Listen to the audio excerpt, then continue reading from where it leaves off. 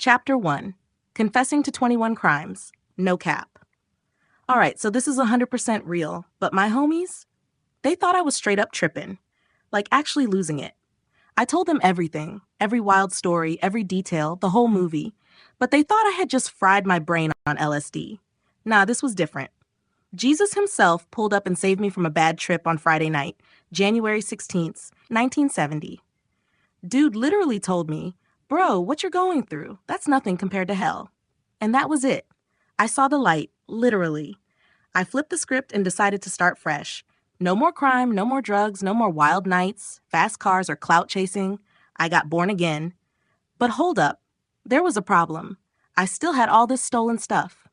What was I supposed to do with a Jack Builder's shed and a bunch of stolen whips? No joke. I had a 48 by 24 foot shed we straight up yoinked from a construction site in Berkhamsted. Then there was this sweet G-Reg Mini I boosted from Hemel Hempstead. It was in the middle of getting rung. If you don't know, ringing is when you take a stolen car and swap its identity with legit papers and plates. My new Mini was about to get a whole new life. And that wasn't even all of it. I had a Morris Minor Traveler, also rung, being used as a rental car, plus a whole garage full of stolen gear.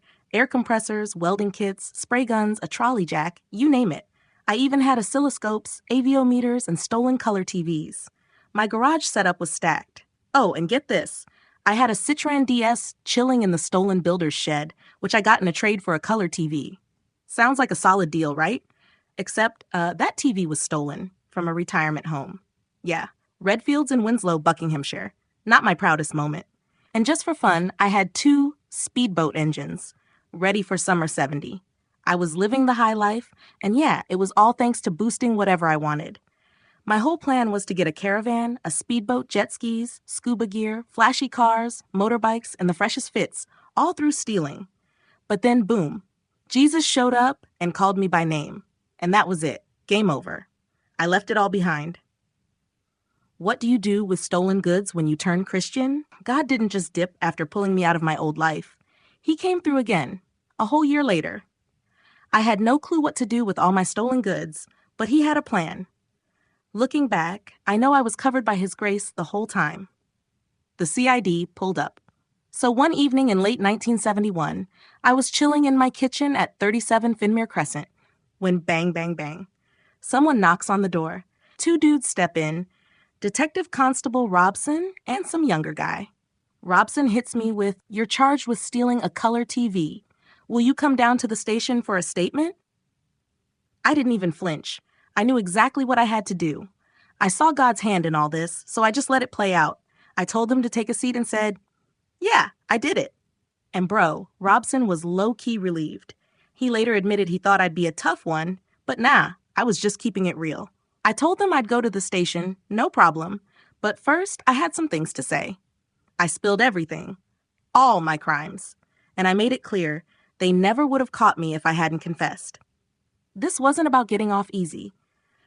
I wanted them to know that Jesus changed my whole life, and I had to own up to my past. I even had a bunch of stolen property that could be returned. So off to the police station I went.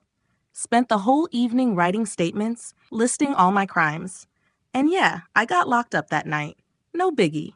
They took my shoelaces, but I got to keep my pocket-sized New Testament, authorized version, of course. My day in court, February 9th, 1971. Aylesbury Magistrates Court.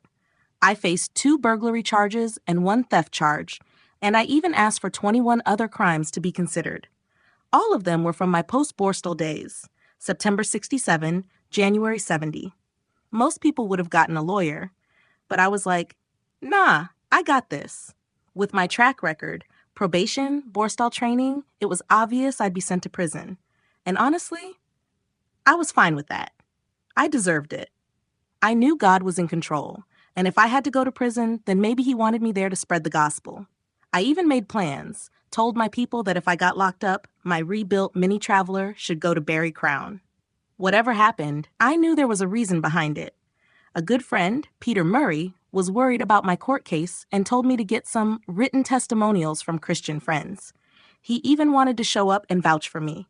The people who wrote letters were Barry Crown, Cyril Bryan, Tom Thompson, Eric Connet, all of them testified to how Jesus completely changed my life. And just like that, the old me was gone. That's it for Chapter 1. Wild ride, huh?